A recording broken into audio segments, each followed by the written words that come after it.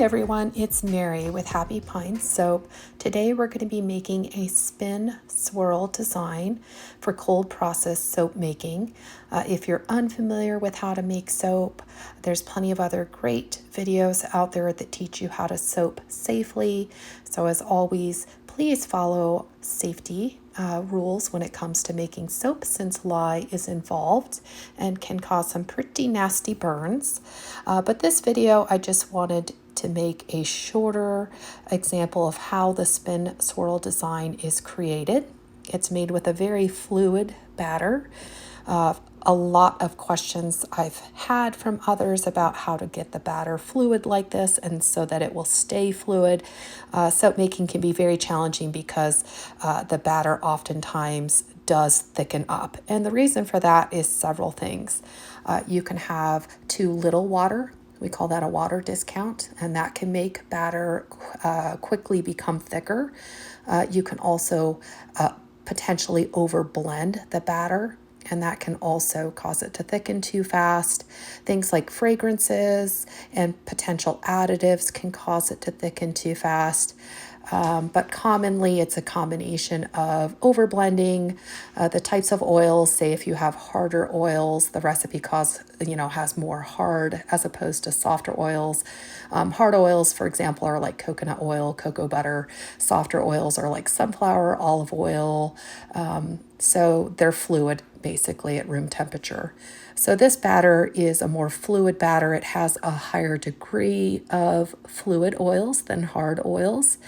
And I barely blended it, essentially. So I barely brought it to what we call not even trace. It probably was emulsion, because you don't want to overblend, because then you will be stuck with soap on a stick. And I was trying to avoid that.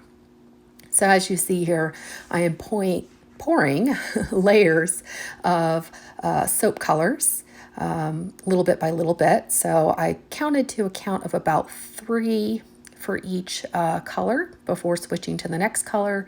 I had 5 different colors in this design, and I would pour at one corner, I would pour the 5 colors in a row, and then switch to the other corner basically and pour the next 5 colors and then switch back and forth the whole time here. It takes a bit of patience, this design. My batter did stay fluid the whole time, which was amazing. I did not think it would do that, so I was very pleased. This is my first time making this particular recipe. It's one I created myself with sunflower oil. Many of you know that olive oil is exceedingly expensive now, and it didn't used to be.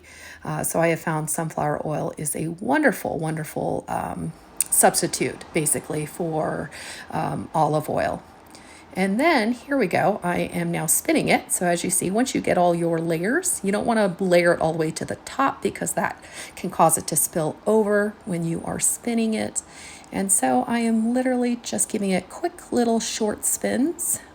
This whole video is sped up, so of course I'm not quite spinning it as fast as it looks like here.